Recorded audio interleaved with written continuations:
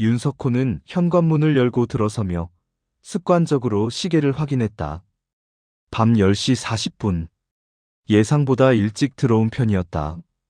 최근 몇 달간 자정 넘어 귀가하는 날이 더 많았으니까. 다녀왔어. 인기척 없는 거실에 던진 인사는 공기 중으로 흩어졌다. 안방에서 희미한 불빛이 새어나왔다. 아내 김정희는 분명 깨어 있을 것이다. 하지만 나오지 않았다. 석호는 그것이 이상하다고 느끼면서도 동시에 당연하다고 받아들였다. 부엌 식탁 위에는 랩으로 덮인 저녁 한 그릇이 놓여 있었다. 된장찌개와 반찬 몇 가지. 여전히 따뜻했다. 석호는 전자레인지에 밥을 데우고 혼자 앉아 숟가락을 들었다. 식사를 하는 동안 그는 안방 쪽을 힐끗힐끗 쳐다보았다. 문틈 사이로 희미한 TV 소리가 들렸다. 드라마인지 예능인지 알 수 없는 웃음소리. 정희는 분명 침대에 기대 앉아 휴대폰을 보고 있을 것이다. 요즘 그녀는 항상 그랬다.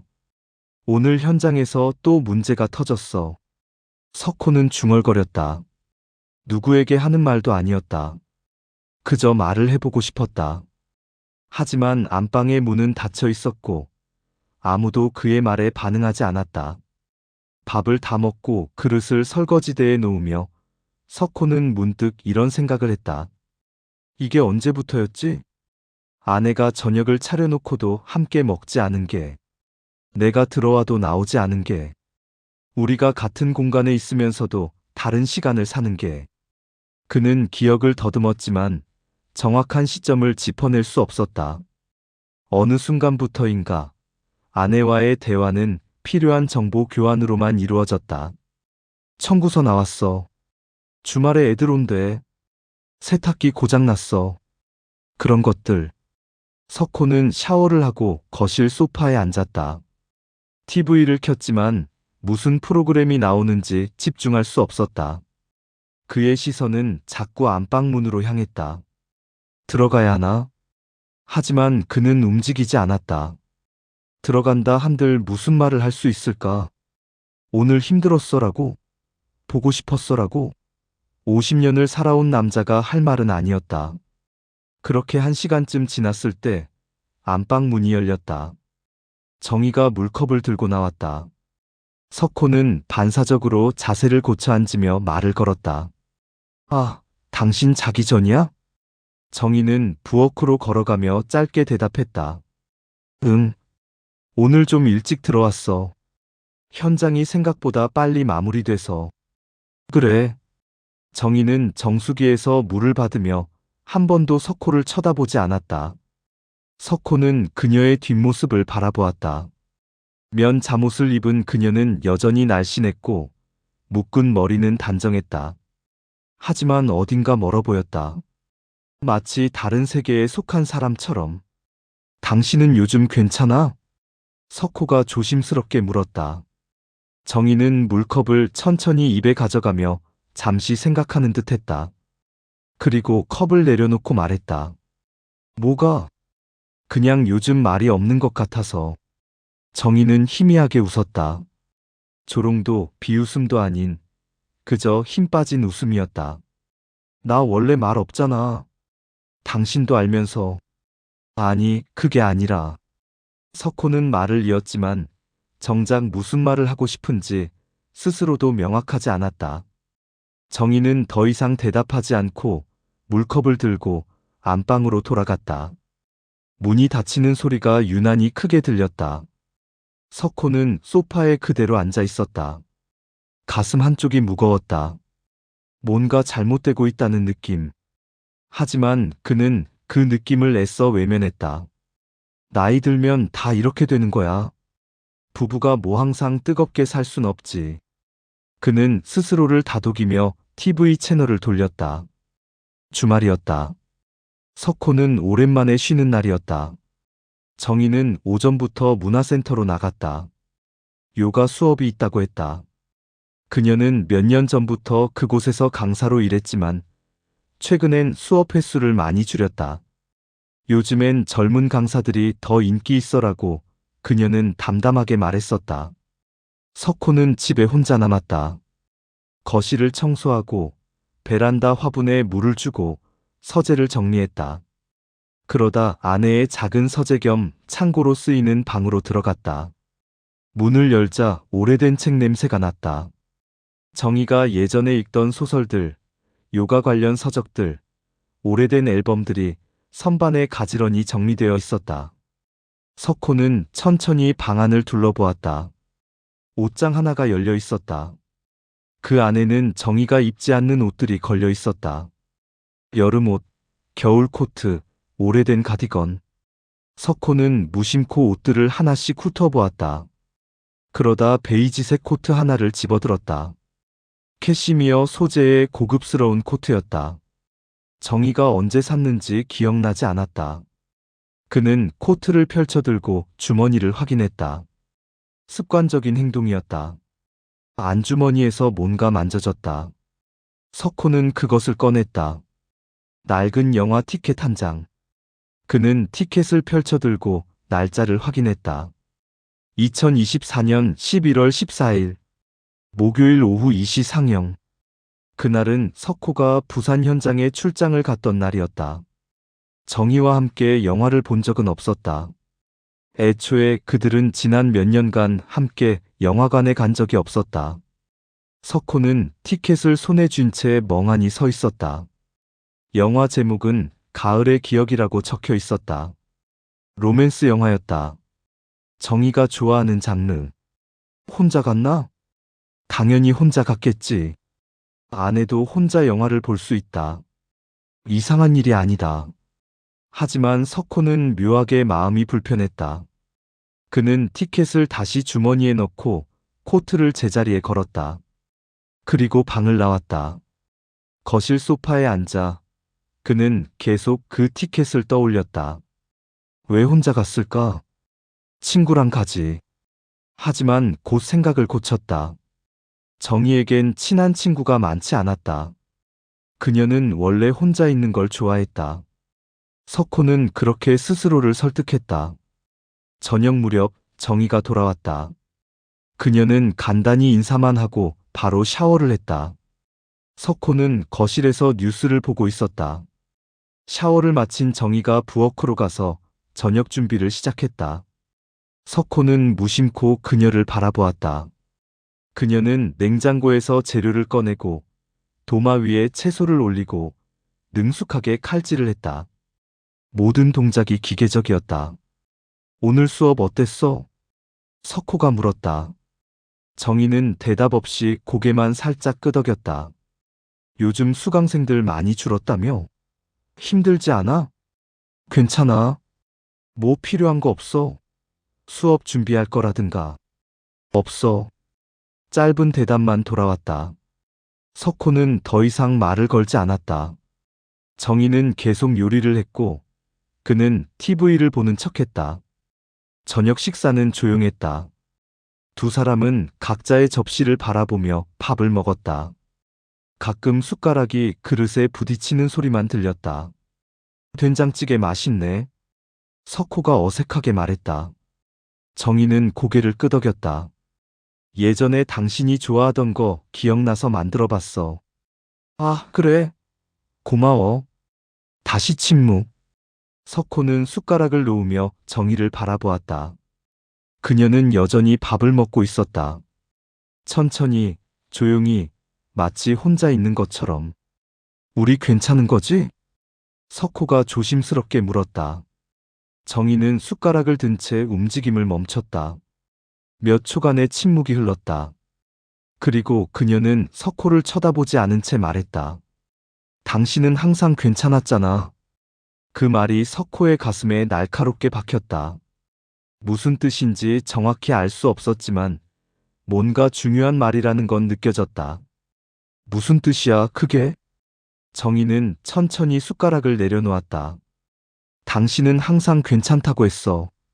뭐든지. 내가 물어봐도 괜찮다고.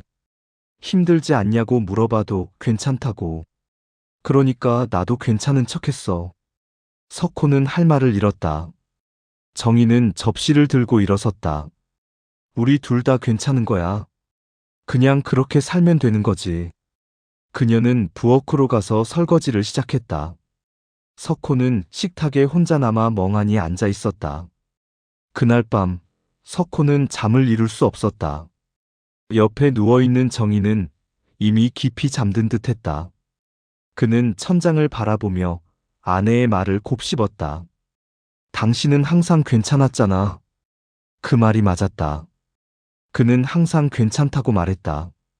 직장에서도 집에서도 아내에게도 괜찮다는 말이 가장 쉬웠으니까. 괜찮다고 하면 더 이상 설명하지 않아도 됐으니까. 하지만 그 말들이 쌓여서 어느 순간 아내와의 거리가 되어버린 걸까. 석호는 정혜 쪽으로 몸을 돌렸다. 그녀는 등을 보인 채 누워 있었다. 작은 어깨가 천천히 숨을 쉬고 있었다. 그는 손을 뻗어 그녀의 어깨를 만지려다 멈췄다. 뭐라고 말해야 할까? 미안하다고? 사랑한다고? 50살 남자가 지금 그런 말을 할 수 있을까? 석호는 손을 거두고 다시 천장을 바라보았다. 그는 깨달았다. 자신이 아내를 마지막으로 안아본 게 언제였는지 기억나지 않는다는 것을. 아내에게 사랑한다고 말한 게 언제였는지 기억나지 않는다는 것을. 아내의 하루가 어땠는지, 무슨 생각을 하는지, 무엇이 힘든지 물어본 게 언제였는지 기억나지 않는다는 것을.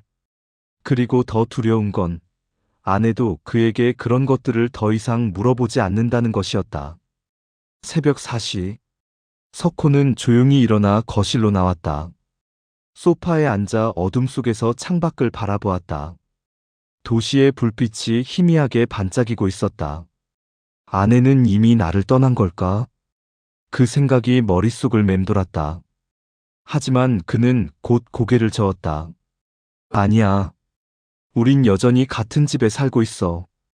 같은 식탁에서 밥을 먹고 같은 침대에서 자고 있잖아.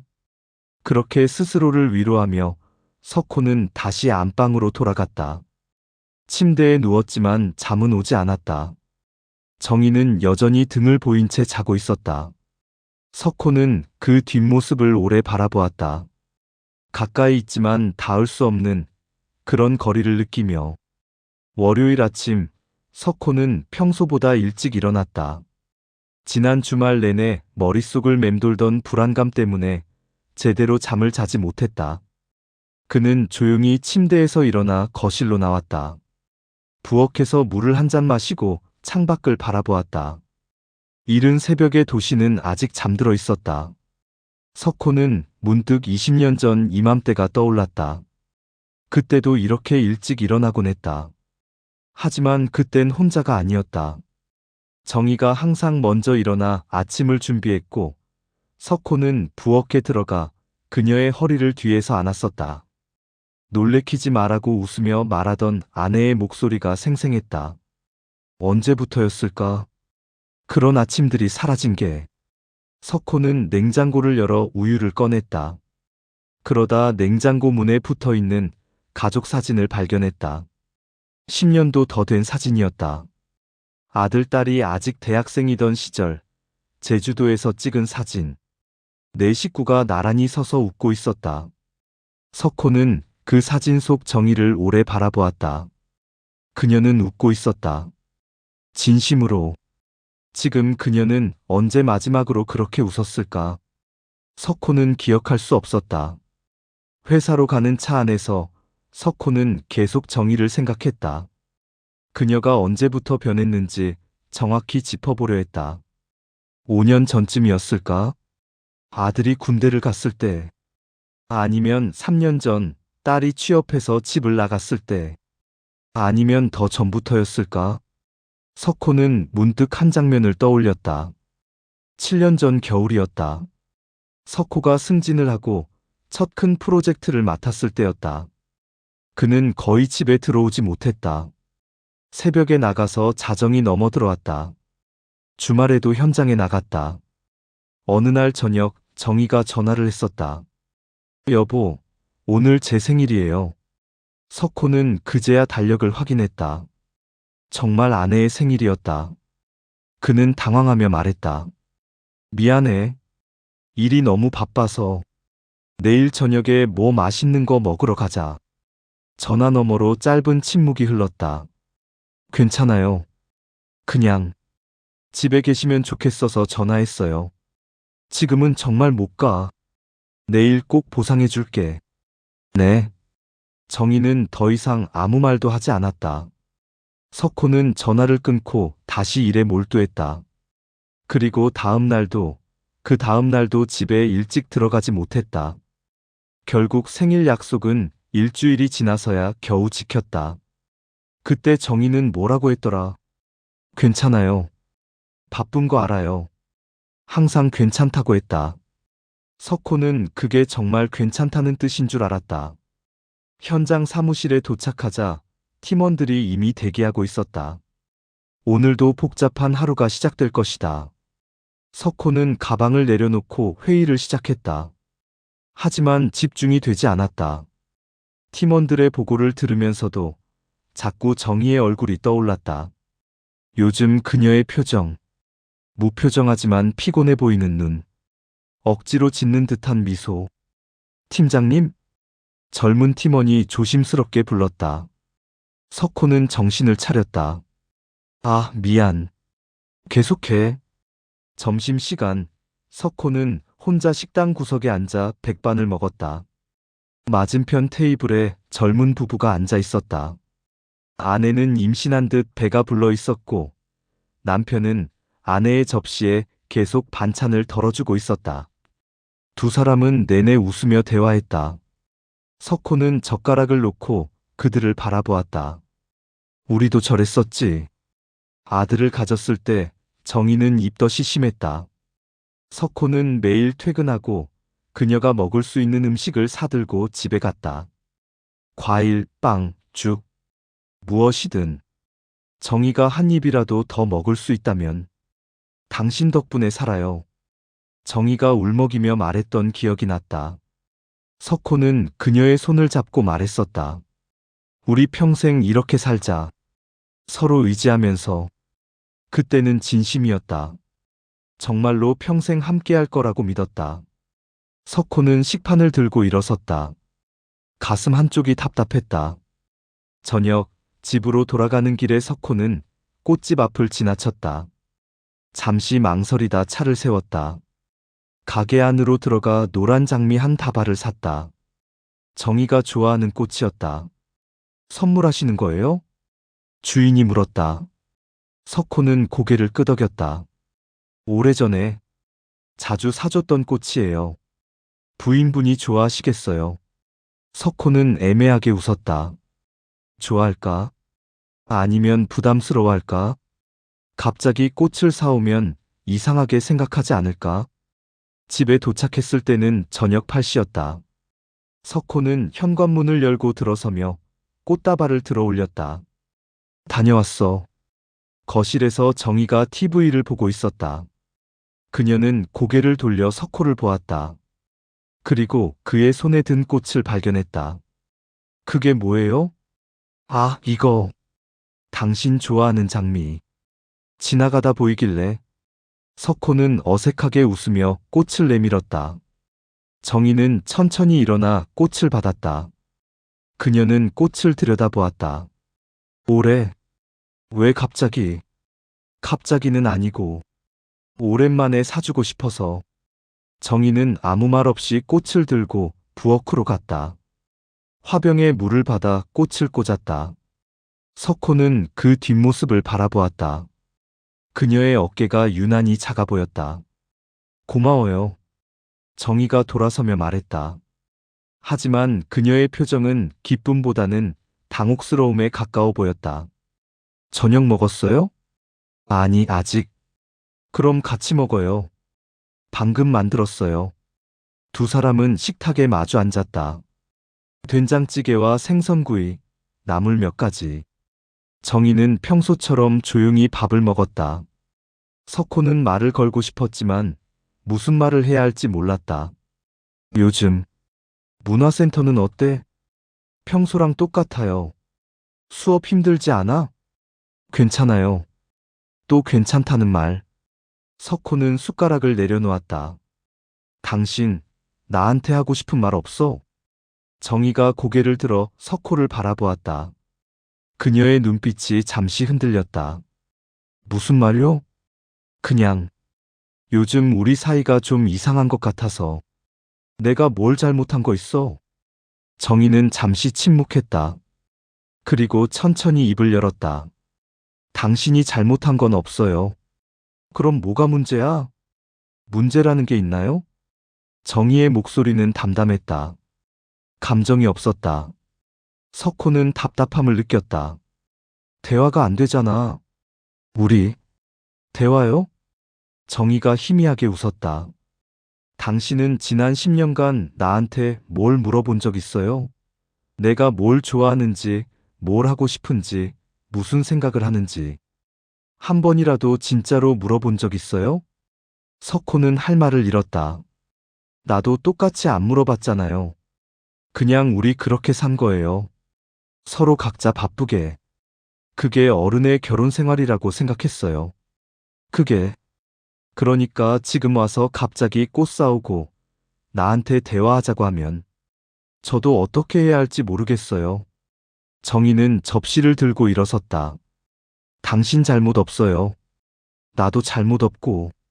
그냥 우리가 이렇게 된 거예요. 그녀는 부엌으로 가서 설거지를 시작했다. 석호는 식탁에 혼자 남아 멍하니 앉아 있었다. 그날 밤 석호는 또 잠을 이룰 수 없었다. 옆에 누운 정희는 벌써 잠든 듯 고른 숨소리를 내고 있었다. 그는 천장을 바라보며 생각했다. 이렇게 끝나는 건가? 다음 날 저녁 석호는 일찍 퇴근했다. 집에 가기 전에 오래된 사진관 앞을 지나쳤다. 문득 아내와 함께 찍은 사진들이 보고 싶었다. 집에 도착해 서재로 들어갔다. 오래된 앨범들을 꺼냈다. 먼지가 수북이 쌓여 있었다. 몇 년 동안 한 번도 펼쳐보지 않은 앨범들. 석호는 첫 번째 앨범을 펼쳤다. 결혼식 사진이 나왔다. 25살의 정희가 하얀 드레스를 입고 웃고 있었다. 27살의 석호가 그녀의 손을 잡고 있었다. 행복하게 해줄게. 그때 석호가 정희에게 한 말이었다. 정희는 눈물을 글썽이며 고개를 끄덕였다. 저도 당신을 행복하게 해줄게요. 석호는 사진을 쓰다듬었다. 그때의 약속은 지켜졌을까? 다음 장을 넘겼다. 신혼여행 사진들. 제주도 바닷가. 정희가 파도를 피해 달아나며 깔깔 웃고 있는 사진. 석호가 그녀를 뒤에서 안고 있는 사진. 평생 이렇게 살자. 당신이랑이면 뭐든 좋아요. 또 다음 장. 아들을 낳고 첫 백일 사진. 정희가 아기를 안고 환하게 웃고 있었다. 석호는 그 옆에서 아기의 손을 잡고 있었다. 행복한 가족. 석호는 앨범을 천천히 넘겼다. 딸이 태어났을 때 아이들이 자라는 모습, 가족 여행 사진들. 모든 사진 속에서 정희는 웃고 있었다. 언제부터였을까? 사진 속 정희의 웃음이 조금씩 옅어지기 시작한 게 10년 전쯤 찍은 가족 사진을 보았다. 정희는 웃고 있었지만 눈가에 피곤함이 역력했다. 그때 석호는 프로젝트 2개를 동시에 맡고 있었다. 거의 집에 오지 못했다. 5년 전 사진. 아들 군입대 날. 정희는 억지로 웃는 듯 했다. 석호는 그날도 현장 때문에 늦게 도착했었다. 3년 전 사진. 딸의 졸업식. 정희는 카메라를 보고 있지 않았다. 딴 곳을 보고 있었다. 그리고 최근 2년간은 가족 사진이 없었다. 아무도 사진을 찍자고 하지 않았다. 석호는 앨범을 덮었다. 가슴이 먹먹했다. 거실로 나가니 정희가 소파에 앉아 책을 읽고 있었다. 석호는 그녀 옆에 조심스럽게 앉았다. 뭐 읽어? 그냥. 소설. 재밌어? 응. 짧은 대답. 석호는 잠시 망설이다 말했다. 오래된 사진들 봤어. 우리 결혼 사진, 아이들 어렸을 때 사진들. 정희가 책에서 고개를 들었다. 갑자기 왜? 그냥 보고 싶어서. 당신 그때 정말 예뻤어. 정희는 아무 말 없이 석호를 바라보았다. 그때 우리 정말 행복했었지? 석호가 조심스럽게 물었다.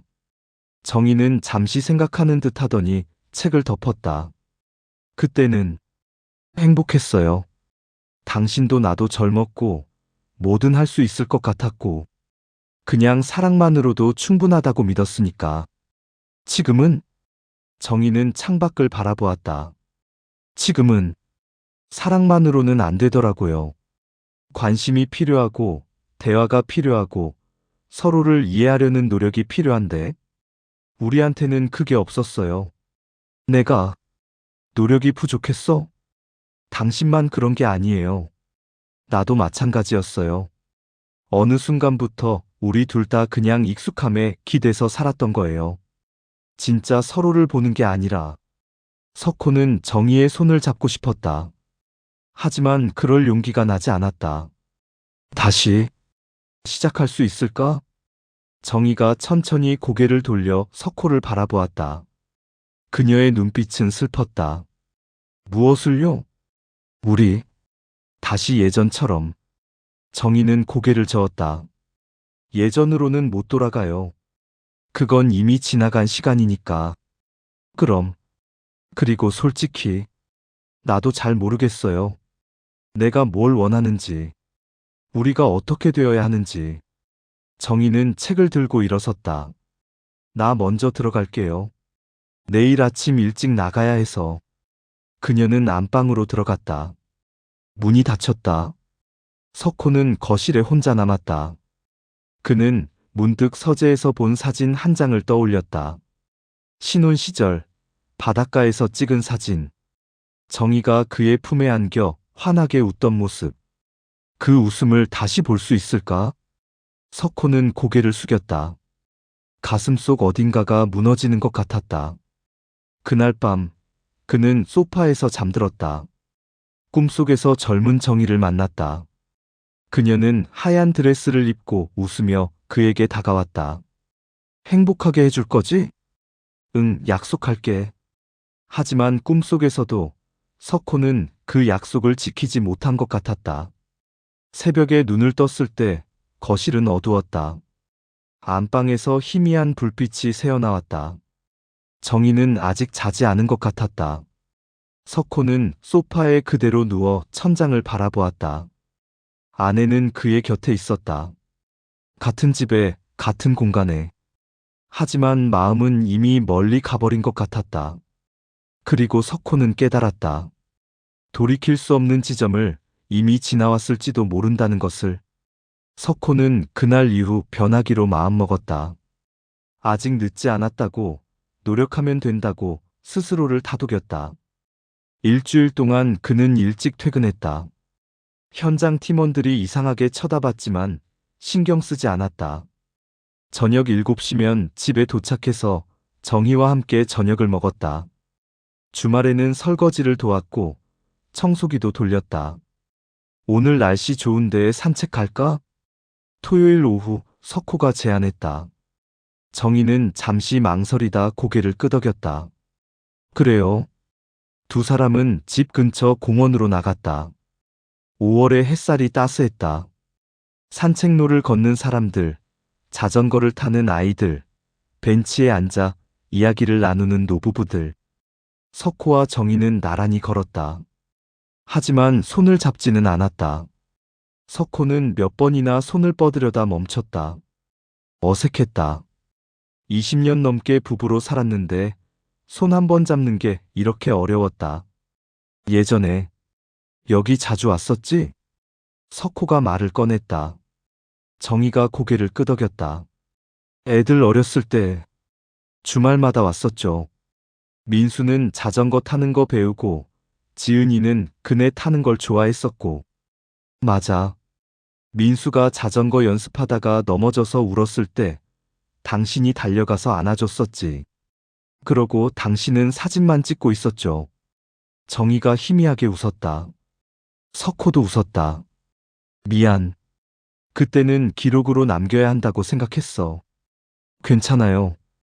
덕분에 사진은 많이 남았으니까. 잠시 침묵이 흘렀다. 두 사람은 계속 걸었다. 요즘 애들이 보고 싶어. 석호가 말했다. 정희가 고개를 끄덕였다. 나도요. 민수는 요즘 너무 바빠서 통화도 잘 안 되고, 지은이는 주말마다 남자친구랑 시간 보낸다고 집에 안 오고, 우리도 저랬었는데. 그러게요. 또 침묵. 석호는 말을 이어가고 싶었지만 무슨 말을 해야 할지 몰랐다. 대화가 계속 끊겼다. 벤치 하나가 보였다. 석호가 가리켰다. 저기 앉을까? 두 사람은 벤치에 나란히 앉았다. 앞에는 작은 연못이 있었고 오리 몇 마리가 한가롭게 헤엄치고 있었다. 정희야. 석호가 조심스럽게 불렀다. 정희가 그를 바라보았다. 나, 당신한테 미안해. 정희는 아무 말 없이 그를 바라보았다. 그동안 당신 마음을 몰라줬어. 아니, 알려고 하지 않았어. 내가 바쁘고 힘들다는 핑계로 당신도 괜찮을 거라고 지레짐작했어. 석호는 잠시 말을 멈췄다. 목이 메었다. 근데 당신은 괜찮지 않았던 거지? 혼자 많이 외로웠지? 내가 곁에 있으면서도 없는 것처럼 느껴졌을 거야. 정희의 눈가가 붉어졌다. 이제 와서 그런 말하면 나 어떡해요? 그녀의 목소리가 떨렸다. 진작에 그렇게 말해줬으면 좋았을 텐데. 내가 외롭다고 당신이 필요하다고 말했을 때 그때 이렇게 말해줬으면 당신이 그런 말을 했었어? 석호가 놀라 물었다. 정희가 고개를 끄덕였다. 했어요. 여러 번. 근데 당신은 항상 지금은 바빠. 나중에 시간 되면 이것만 끝나면 이랬어요. 그러다 보니까 나도 더 이상 말 안 하게 됐어요. 석호는 기억을 떠올려 봤다. 하지만 명확하게 떠오르는 게 없었다. 정희가 외롭다고 말했을 때 그는 진지하게 받아들이지 않았을 것이다. 그저 일시적인 감정이라고 생각했을 것이다. 미안해. 정말 미안해. 석호의 눈에 눈물이 맺혔다. 정희는 고개를 돌려 연못을 바라보았다. 당신 잘못만은 아니에요. 나도 당신한테 더 적극적으로 말할 수 있었는데 그냥 참았어요. 말해봤자 안 바뀔 거라는 걸 알았으니까. 이제라도 바꿀게. 진짜로. 정희가 천천히 고개를 돌려 석호를 바라보았다. 그녀의 눈빛은 슬펐다. 당신, 일주일 동안 일찍 퇴근하고 집안일 도와주고 나한테 잘해주려고 애쓰는 거 알아요. 응. 근데 그게 힘들지 않아요? 석호는 대답하지 못했다. 솔직히 말하면 힘들었다. 일찍 퇴근하면 현장 일이 밀렸고 팀원들에게 미안했다. 집에 와서 집안일을 하는 것도 익숙하지 않아서 서툴렀다. 힘들죠. 당연히 힘들 거예요. 평생 안 해본 거니까. 정희가 말했다. 그렇게 억지로 바꾸려고 하면 언젠가는 지쳐요. 그리고 다시 예전으로 돌아가요. 나는 그게 더 무서워요. 아니야. 이번엔 진짜야. 진짜라는 게 뭐예요? 얼마나 오래 지속될 수 있어요? 한 달? 두 달? 석호는 할 말을 잃었다. 정희는 벤치에서 일어섰다. 들어가요. 날이 추워지네요. 두 사람은 집으로 돌아왔다. 저녁 내내 말이 없었다. 석호는 자꾸 정희의 말을 곱씹었다. 얼마나 오래 지속될 수 있어요? 그는 확신할 수 없었다. 평생? 정말 평생 이렇게 살 수 있을까? 그날 밤, 석호는 정희에게 편지를 쓰기로 했다. 말로는 표현이 안 됐다. 글로 쓰면 더 정확하게 전달할 수 있을 것 같았다. 그는 서재에 앉아 노트를 펼쳤다. 펜을 들었다. 하지만 첫 문장부터 막혔다. 정희에게. 그 다음은 뭐라고 써야 할까? 사랑한다고? 미안하다고? 다시 시작하자고? 석호는 한참을 고민하다 천천히 글을 써내려갔다. 정희에게 이렇게 편지를 쓰는 게 얼마만인지 모르겠어. 결혼하기 전에 몇 번 썼었나? 그때는 쑥스러워서 제대로 못 썼던 것 같아. 지금도 뭐라고 써야 할지 잘 모르겠어. 그냥 내 마음을 솔직하게 쓸게. 나는 당신을 사랑해. 항상 사랑했어. 근데 그걸 표현하는 걸 잊고 살았어. 당신도 알고 있을 거라고, 말 안 해도 통할 거라고 생각했어. 근데 그게 아니었구나.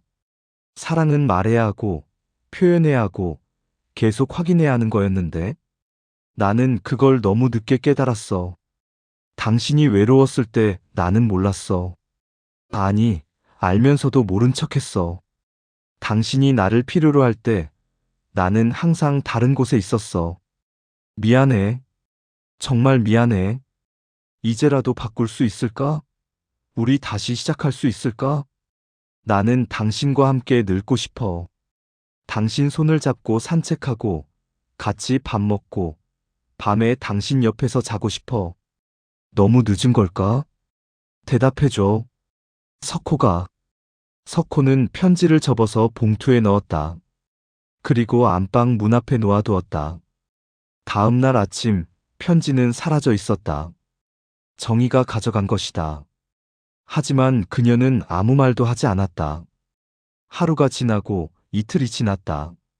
정희는 여전히 편지에 대해 아무 말도 하지 않았다. 석호는 초조했다.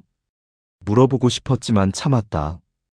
그리고 사흘째 되던 날 저녁, 정희가 식탁 위에 봉투 하나를 놓았다. 저도 썼어요. 석호는 떨리는 손으로 봉투를 열었다. 편지지를 펼쳤다. 석호 씨에게 편지 잘 읽었어요. 고마워요. 당신이 그런 마음을 가지고 있다는 걸 알게 돼서. 근데 솔직히 말할게요. 저는 지쳤어요. 기다리는 게 지쳤어요. 당신이 돌아오기를, 나를 봐주기를, 나를 필요로 하기를 기다리는 게 너무 지쳤어요. 처음에는 화가 났어요. 왜 나만 외로워해야 하지? 왜 나만 참아야 하지? 근데 시간이 지나니까 화도 안 나더라고요. 그냥 무감각해졌어요. 당신이 옆에 있어도 외롭고, 혼자 있어도 외롭고, 똑같더라고요. 그래서 어느 순간부터는 그냥 혼자인 게 더 편해졌어요. 마음이 떠난 건 갑자기가 아니에요. 조금씩 천천히 죽어갔어요. 당신이 내 생일을 잊었을 때, 내가 아파도 신경 안 썼을 때, 내 이야기를 듣는 척하면서 휴대폰만 봤을 때, 그럴 때마다 조금씩. 그리고 어느 날 깨달았어요. 아, 나는 이미 이 사람을 떠났구나. 미안해요. 당신이 이제 와서 노력하는데 나는 이미 너무 멀리 와버렸어요. 사랑했어요. 정말로. 당신과 결혼했을 때 평생 함께 할 거라고 믿었어요. 근데 우리는 함께 있으면서도 각자의 길을 걸었어요. 이혼하자는 건 아니에요. 아직은요. 그냥 시간이 필요해요. 나 혼자 생각할 시간. 당신도 생각해봐요. 우리가 정말 다시 시작할 수 있는지. 아니면 그냥 익숙함 때문에 붙잡고 있는 건지. 정희가. 석호는 편지를 읽고 또 읽었다. 눈물이 떨어져 글씨를 번지게 했다. 아내는 이미 떠났다. 그는 그제야 확실히 깨달았다. 몸은 여기 있지만 마음은 이미 저 멀리 가버렸다는 것을. 석호는 편지를 가슴에 꼭 안았다. 그리고 소리내어 울었다. 50년을 살면서 이렇게 운 적이 없었다. 일주일 후 정희가 짐을 쌌다. 큰 가방 하나에 옷가지와 책 몇 권. 어디 가는 거야? 석호가 물었다. 정희가 대답했다. 언니 집에 당분간 있을게요. 생각 좀 정리하고 올게요. 얼마나? 모르겠어요. 정희는 가방을 들고 현관으로 향했다. 석호가 따라갔다. 정희야. 그녀가 멈춰섰다. 돌아보지는 않았다. 나, 당신 없으면 안 돼. 정희는 잠시 침묵하다 천천히 말했다. 당신은 괜찮을 거예요. 항상 괜찮았으니까. 그리고 문을 열고 나갔다. 석호는 그 뒷모습을 바라보았다. 멈춰 세우고 싶었지만 그럴 자격이 없다는 걸 알았다. 문이 닫혔다. 석호는 혼자 남았다. 그날 밤 석호는 거실 소파에 앉아 있었다. 빈집은 너무 조용했다. TV를 켜봤지만 소리가 들리지 않았다. 그는 오래된 앨범을 다시 꺼냈다. 결혼식 사진, 신혼여행 사진, 아이들 사진, 행복했던 순간들, 그리고 마지막 장, 5년 전 가족 사진. 내 식구가 나란히 서 있었다. 석호는 그 사진 속 정희를 오래 바라보았다. 그녀는 웃고 있었다. 하지만 눈은 웃고 있지 않았다. 그때 이미 신호가 있었구나. 석호는 앨범을 덮었다.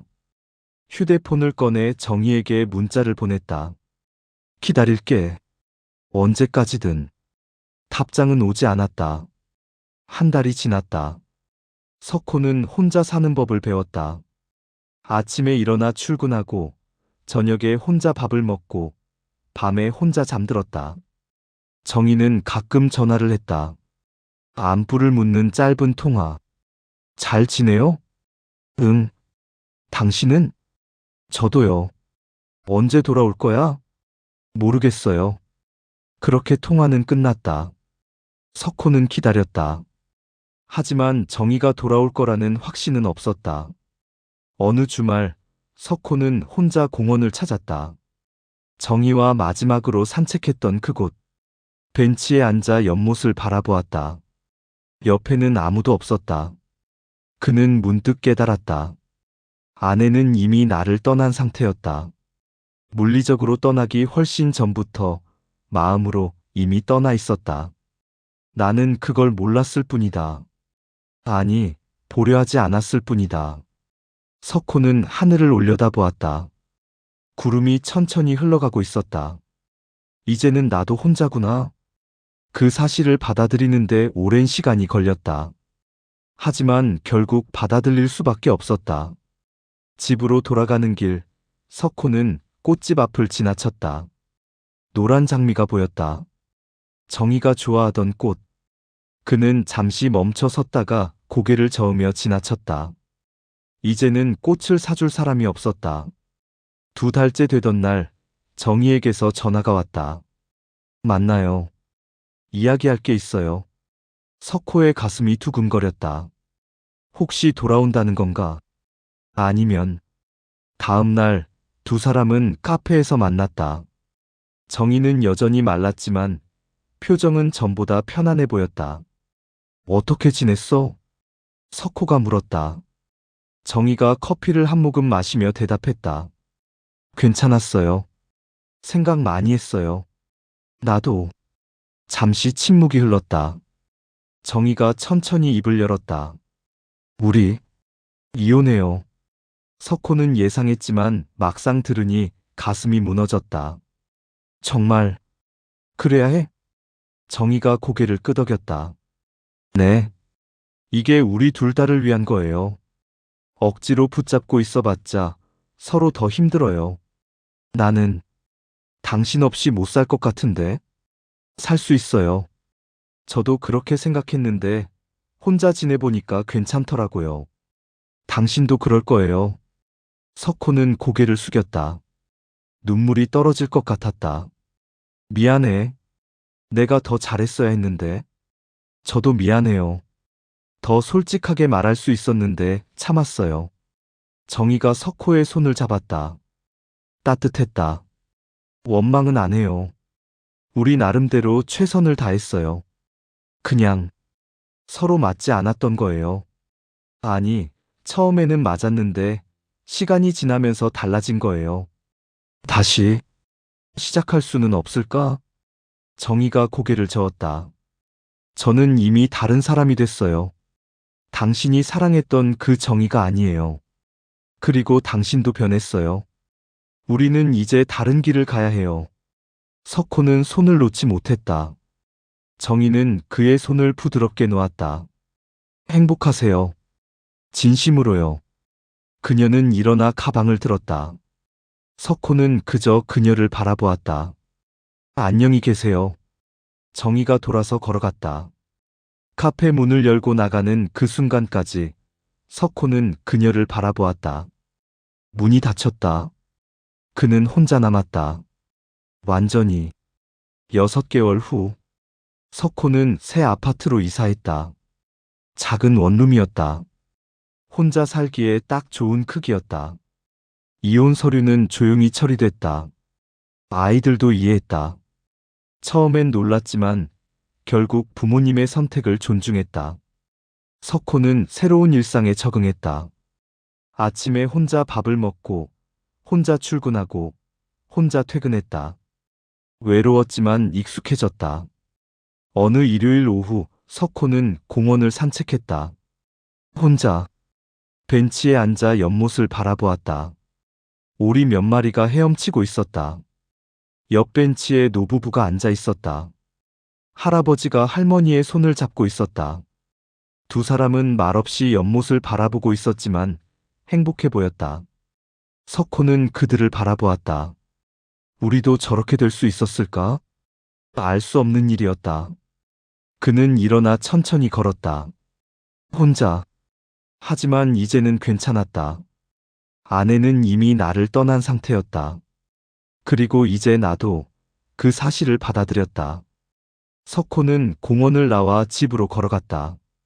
하늘은 맑았고 바람은 부드러웠다. 그는 혼자였지만 살아갈 것이다. 그렇게 우리는 각자의 길을 걷는다. 2년 후, 석호는 작은 베이커리 카페 앞을 지나다 멈춰섰다. 유리창 너머로 익숙한 뒷모습이 보였다. 정이었다. 그녀는 친구로 보이는 여자와 함께 앉아 있었다. 웃고 있었다. 진심으로. 석호는 들어가지 않았다. 그저 잠시 그녀를 바라보았다. 행복해 보였다. 그것으로 충분했다. 석호는 고개를 돌려 걸어갔다. 뒤돌아보지 않고. 사랑은 때로 놓아주는 것이다. 그리고 우리는 그렇게 어른이 된다.